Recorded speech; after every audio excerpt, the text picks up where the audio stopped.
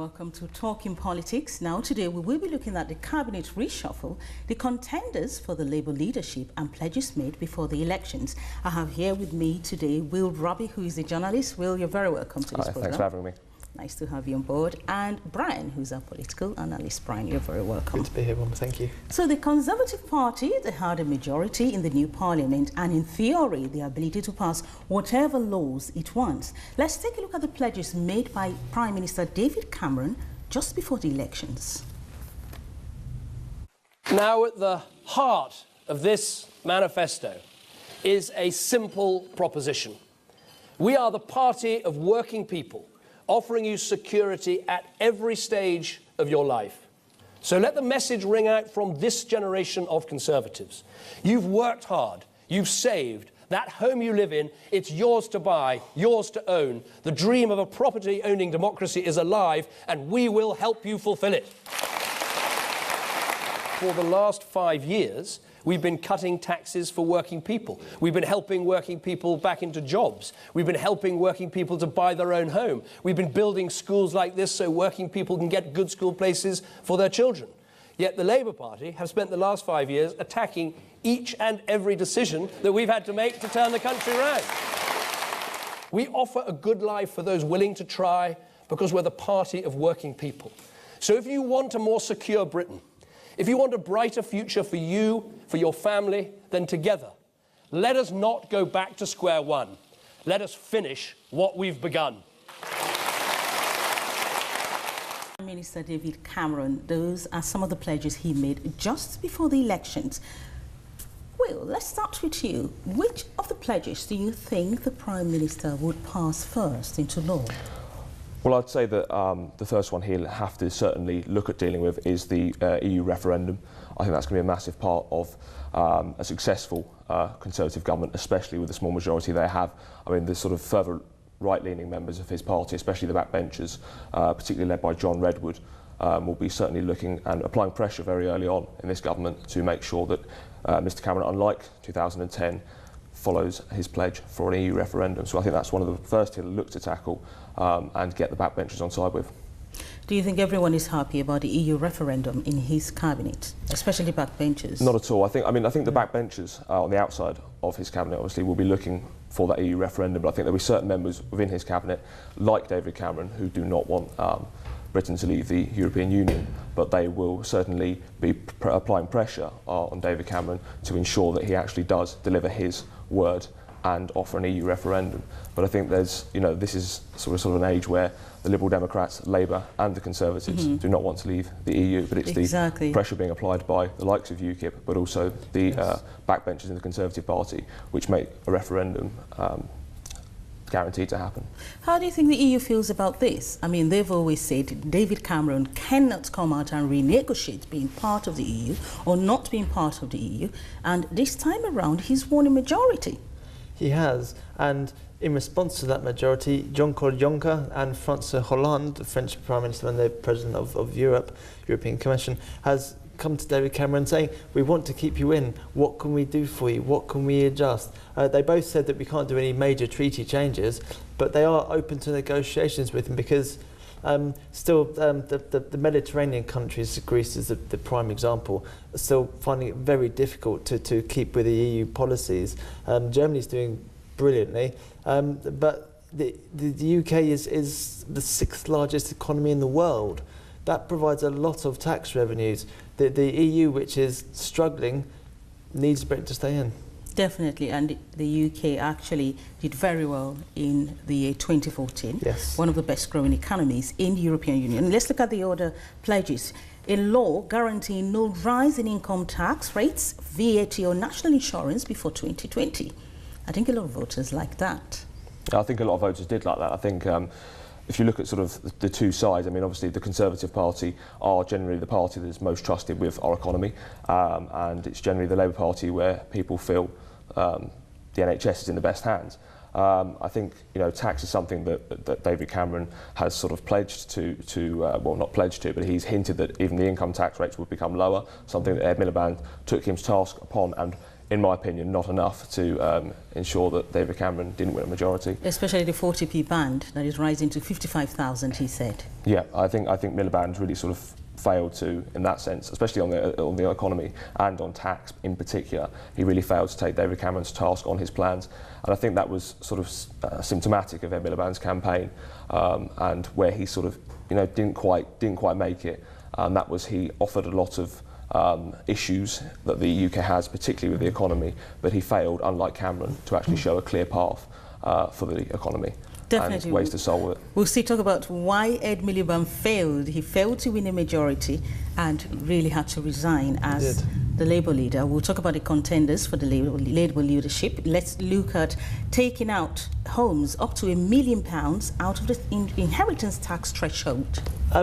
Well, everyone who's got a home up to £1 million would be very glad of that, because people who earned money, that money was taxed when they bought houses, they paid council tax, stamp duty, so on and so forth, then to be taxed 40% when they die of that property's values. Found that very irritating, at the least. But to take them all out of that, brilliant. The people will love that. The government will suffer because you're losing billions of pounds a year in revenue. Will, what about the NHS? Well, I mean, this is the area, of course, that we really feel Labour should have made more of. I think the sort of 12 billion of welfare cuts that the Tories are proposing, I mean, they didn't really sort of provide the electorate with enough information on that. And I think if they had, I think they would have certainly lost some more votes, hence why they didn't. I think another 12 billion worth of welfare cuts will have a massive impact on the NHS. I think the continued privatisation of the NHS does worry me. For me, it's short game politics. It's not long game politics, and it's vote winning politics. And I don't necessarily agree that in order to cut the deficit, we should sell off our national properties. And I mean, the argument is, we all contribute to, through taxes, etc. We all contribute to the NHS. Whose right is it to actually sell that off?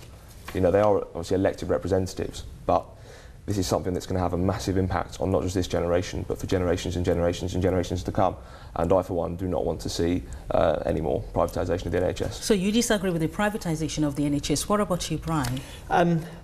There are efficiencies that could be found by setting up private contracts, because the NHS is quite rigid. It's not that flexible. But the NHS is known to be one of the most efficient healthcare systems in the world. So bringing in private companies to make it more efficient seems to be jumping ahead, because they've just signed the TTIPS contract, the TIPS contract, which is Transatlantic Trade Investment Contract, which means all the American big healthcare with billions of pounds behind them will be able to come in and bid on equal terms with England, NHS, to those other countries. I think that could result in lots more services being privatised, as you were fearing. I think it would as well. I think there's a balance to be struck, and I think signing that EU accord, which is directly effective, I think that might swing too far the wrong way. So you do not agree with privatising the NHS, entirely privatising? Not entirely, no. I mean, say, look at the other end. We have chemists in our high streets where you used to go to have a dispensary at the hospital. That is one example of privatisation, which was fair enough. I think we'd all agree with that. But with all the buying all the medicines and everything, all the services in the hospital from abroad as well, I don't know if we need to go that far, Wilma. One thing I hate, just to add on that, one thing I sort of really irritates me about the NHS and the media, the media doesn't help it in this country. I mean, there is such a negative view about the NHS, and yes, it is a huge sort of state organisation, which the Conservatives are attempting to further privatise, but we should be proud of our NHS. I mean, look at America, for example. The trouble they're having trying to get Obamacare over in America. I mean, we should really, instead of taking lumps out of it and taking lumps out of it, lumps after lumps after lumps, we should actually be saying, look, what we have here on, in terms of the foundations of the NHS. Forget all the bureaucracy, etc. The foundations of what we have is something that is, fundamentally important to our society, and is, for me, one of the things that makes Great Britain great. We say that if you are ill, if you need access to healthcare, then we will fund it. And I think that is absolutely 100% right, and that is, for me, why I do not want to see the NHS be further privatised, because I fear we will lose that. I agree. I mean, there is a case for reforms. I agree with you about the crown jewels of England Britain is the NHS. I would be loath to see it disappear anywhere. But there are certain reforms that could be done to make it even more efficient. But none of the politicians prefer to use that word in case of it being assumed they mean cuts. And cuts aren't a word that people like with the NHS. Interesting. So Will doesn't agree with privatising the NHS. Brian says, well, we could privatise it to an extent. So do you agree or not? You can send an email to talkingpolitics@globaltv.co.uk. Now let's go to speculation mounting over the Labour leadership contenders. Let's look at our first contender here, Andy Burnham. Will, do you think Andy is fit for the job? I think Andy would be an excellent choice for the job. I think we look at his track record. He spent many years in government. He was part of the Blair regime. I mean, that might... We'll leave that one aside, but I think what is going to be massively in Andy Burnham's favour is his track record, proven history of fighting for the NHS, especially against privatisation. He has really fought, and I think for those Labour supporters who believe that, or the electorate who believe that the NHS is vital, I think they would certainly be tempted to vote for Andy Burnham, as he will ensure that the NHS is put first and is the #1 priority for a Labour government. What do you think of Chuka Umunna? Chuka Umunna, he's been held up as the new up-and-coming person by the media as much as the voters. He doesn't have much front-bench experience, Wilma. He doesn't? No. As I say, the new intake from 2010 intake, they've been standing as MPs, fine, but actually having front-bench experience in Parliament is another thing, and he doesn't have that yet. He's quite an impressive character, though. I mean, if you look at his just the general election, he increased his majority from 3,000 to 14,000 in his constituency, which, considering the scale of Labour's defeat, to do that was very impressive. I think Burnham actually also increased his majority substantially as well, not quite as much as Umunna, but just a word on that. I do actually think that he is not only a contender, but I do think he's very keen on the leadership. I mean, you only have to certain sort of look just after sort of a party leader resigns, you start to sort of see who are really going to stand as contenders for that position. And Chuka Umunna, quite interestingly, yesterday was spotted for the first time with his partner in public, which for me is the start of a PR campaign for the leadership of the Labour Party. But the point is that he has no front-bench experience. How will he lead the Labour Party? Well, as Will was saying, he's a very captivating guy. I think he's got that sort of media personality that could do him well. We live in a world of media now. If the people see him on telly, they like what they see, they will support him. But it's the Parliamentary Labour Party that needs to support him. He's got 15% of the vote of the sitting parliamentarians.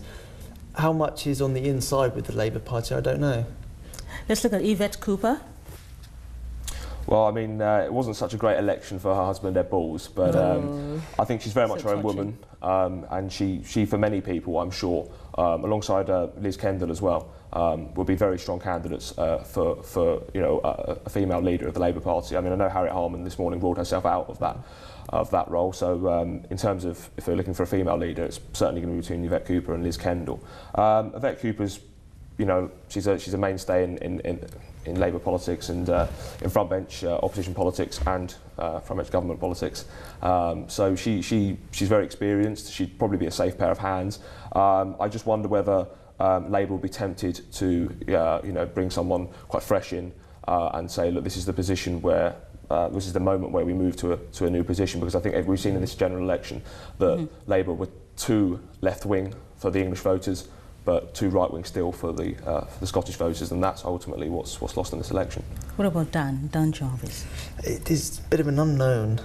So he's a recent MP, he came in the by-election in 2011. If you weren't in Barnsley Central, you wouldn't know him. No. But again, we'll have to say it's the way the Labour Party elects, it's the Parliamentary Labour Party that vote who stands for their candidate.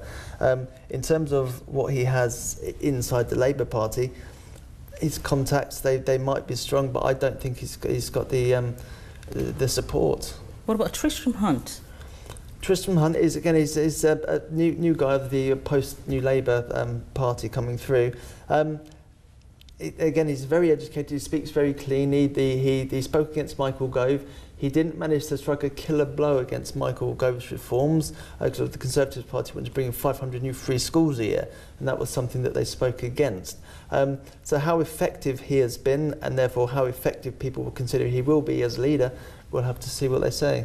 Let's look at all these contenders we've discussed about. It's obvious that most of them are not very keen on going on with the old Labour, being on the left. They want the new Labour. Most of the voters, that's what we've seen in the general elections. But looking at these contenders here, will they be going for the old Labour or the new Labour? Well, I think that it really depends. I mean, Chuka Umuna's very much new Labour with his policies. I mean, Tony Blair's just come out very recently and backed him as his candidate for the leadership. I mean, whether that actually turns out to be a good thing or not, like I say, we'll find out. But I think someone like Dan Jarvis, I think he would very much be sort of somewhere in between New and Old Labour, so you know a bit further left than New Labour. But I actually doubt his credibility for the job because of his view on Trident. He very much wants to keep Trident. I don't think this is actually a popular view within the Labour Party. So I think he will, although I'm pretty sure he could get the 15% required to actually stand. I don't actually think, especially you know with the unions, I don't think he'll stand a chance of actually being elected leader. Do you think David Miliband would come back? I mean, that's one thing this general election really lacked for the Labour Party. It was a narrative. There was no narrative following Ed Miliband. Yes, he was the underdog. Yes, he was absolutely slaughtered by, not just even right-wing media, I mean by the whole media. He was slaughtered for everything he did, you know, even up to eating a bacon sandwich. But I think this, David Miliband, returning from his sabbatical in New York, obviously he's not an MP, he's going to have to stand at the next general election, and, you know, obviously he would win his seat in a safe seat. But it would be a narrative. It would be a very interesting narrative. The brother, you know, the better brother, as for a choice of words, coming back after his younger brothers attempted to form a government, has failed. I mean, I think people would be interested in that narrative, and I think people would, certainly give them an advantage over the Conservative Party. I can't actually see it happening. I can see him coming back in as an MP and maybe launching one at the next general election, but I can't see him coming in as Labour leader. You can see him coming back as Labour leader. Let's go on now. Before we go to the cabinet reshuffle, do you think the unions will now still back New Labour, seeing what has happened to the Labour Party? It was because of the unions that David Miliband got booted out and his brother pushed in. And because of that influence that the unions had over the leader, he was subject to accepting the pressure from them, the pressure of the policies. With any of these other candidates, they are far more to the right than the government that we've had this time. And I think there's been a lot of sabre rattling of John Prescott, Tony Blair, Mandelson came forward saying, no, the problem was you got too close to the unions. We won in the New Labour because we went away from the unions. We were more pro-business. They were saying it's because we weren't pro-business, that's the reason we lost. So we need to go a bit right, more right. More right for the Labour Party. Let's look at the cabinet reshuffle now. Chancellor George Osborne, Home Secretary Theresa May, Foreign Secretary Philip Hammond and Defence Secretary Michael Fallon. They would stay in their posts. I think these are the top cabinet officials.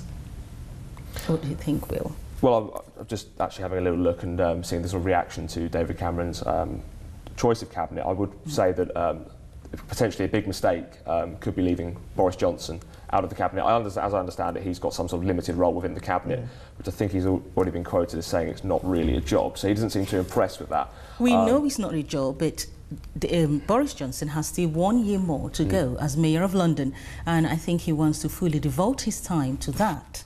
But leaving him out of the cabinet completely, you still think is a big mistake? Well, I think it's a big mistake on David Cameron's behalf. I mean, he's got a 12-seat majority in the House of Commons. We saw what happened in 1992 with John Major. He had a small majority. That ended up being sort of wiped out by sort of backbench MPs turning their backs on the Conservative Party. And I think with Boris Johnson outside of the cabinet, that gives him much more room to influence other Conservative, like-minded Conservative MPs who may actually fancy Boris Johnson as the leader of the Conservative Party heading into the next general election. I mean, David Cameron's already said he won't be seeking a third-term re-election, so I think Boris Johnson really is going to be looking and saying, who are my direct rivals? And I would say Theresa May is up there. especially on the right-hand side of the Conservative Party. So I feel that Boris Johnson will certainly be causing a fair bit of trouble. Well, that's what I think. What do you think about leaving out Boris Johnson from the cabinet? Well, I was going to say, well, he's getting closer was what went through my mind. He has a lot of support from MPs, backbenchers. He's a wonderful personality for people to look at. Again, the phrase, keep your friends close but keep your enemies closer, because he's going to be coming through as the challenger to leadership when it gets close. I know Cameron said he's not going to stand again, but having Boris's influence in the cabinet could be quite a powerful addition to it. The public need to see someone in the cabinet making laws that they're attracted to in some way. And there's very few in that cabinet there. Some of them are tainted by the last government. So Boris Johnson would be a fresh face to put in the studios and go on Question Time. I think it'd be very useful. Do you think, after serving as Mayor of London, do you think he will be brought back into the cabinet? I mean, it's a difficult one, isn't it? I mean, who knows? I think it depends what the requirements are at that particular time. If David Cameron feels he needs to satisfy the more right-leaning members of his party, I think that's definitely a possibility. I do feel, though, that David Cameron is aware that Boris Johnson is a potential leader, and I don't necessarily think that David Cameron wants Boris Johnson to take over. I think he'd prefer Theresa May, so I think that's potentially a reason why he would keep him out of his cabinet. And looking at his cabinet, he has more females in his top cabinet now compared to 2010. We have Priti Patel. She will attend the cabinet as Employment Minister. And we have Baroness Tory still remains as leader of the House of Lords. And we have other people coming up as well.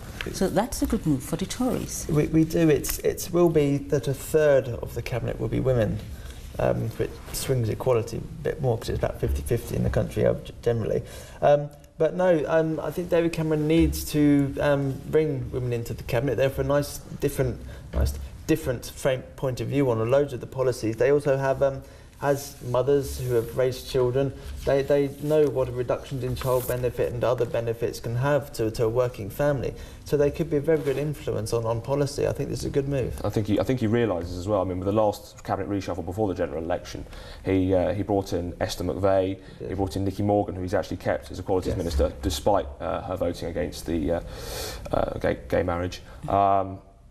And I think that what he's done this time is I think he's had to sort of review it. I mean, Esther McVey wasn't very popular during her time, and she also lost her seat. So I think he's reviewed it, and he's actually now had to know that he's bringing in women, but also he's got to make sure they are the right women for his cabinet. They are the right women for this cabinet. Let's go to Scotland. Nicola Sturgeon says she's bursting with pride to introduce the 56 elected MPs in Scotland, and the youngest person ever to be elected an MP tells us why she thinks she can do the job. Good morning, everybody. I am absolutely delighted, bursting with pride even, to introduce for the very first time as one assembled group the 56 men and women elected on Thursday to make Scotland's voice heard. Many people saying you're just 20 years old, you've yet to finish your university degree, or what makes you qualified to stand up for the Scottish people? The fact that I was voted in, you know, stood to be the candidate, and people have clearly put their faith not just in myself but in the SNP. So now it's time to go down to Westminster and make that voice heard. And that is the youngest MP in the UK, just 20 years old. What do you think about the political landscape in the UK changing? We have an MP that is still a student.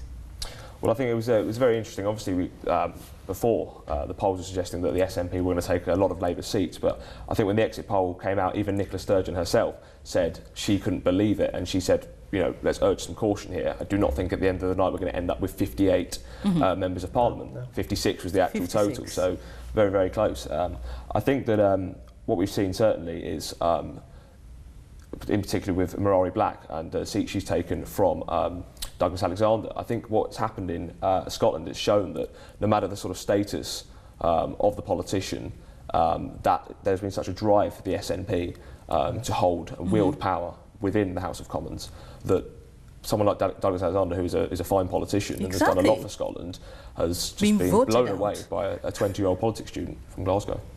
That's interesting. what do you think about our voting system? It's first past the post. Now, if we had the proportional representation system, what would the difference be for the SNP and UKIP? Well, I think there'd be a huge difference. For example, I think the SNP got about sort of 1.5 million votes, UKIP about 3.8. UKIP only ended up with 1 seat, whereas SNP ended up with 56. Now, when you might have gathered, I'm definitely not a UKIP supporter, but one thing I am a supporter of is democracy and legitimacy as well. And I think that although I am not in any way a UKIP supporter or wouldn't agree with most of their policies, I do feel that democracy should come first. And as a supporter of democracy, I feel that I would have been happier with the amount of votes they got if they had a greater representation in Parliament. Nigel Farage actually said there should be a reform in our system of voting. There should. Again, same as you, I don't support UKIP or some of the other extreme parties, but someone votes, they deserve representation. That's the whole basis of democracy. But the other problem, Wilma, is with a now Conservative majority, they get to propose legislation, not the other parties. So the chances of it getting reform where the Conservatives benefit from first past the post, whether they'll propose changes to first past the post, we'll have to see what the House can come up with. Let's look at our polls, a massive difference between the opinion polls and the real results. What happened? What went wrong? Let's look at the Conservatives. The Conservatives, 34% for the opinion polls, and the actual result was 36.9. From the opinion polls up to the 6th of May, no one knew that the Conservatives would actually get a majority. Well, I think like you say, it was completely unexpected. And I think most people going to work on a Friday morning, that would have been the last thing they would have expected, a Conservative majority. And I think that when the exit poll came out, there was, I was shocked. I mean, there was an argument. Yeah, there was a big argument. A lot of people saying, sort of err on the side of caution and et cetera, et cetera. And I think that at that point, it became clear that for the next 10, 20, 25 years, we're going to have a severe problem where either the exit polls or the polls cannot be trusted. And now we've got an extra problem whereby people think politicians can't be trusted.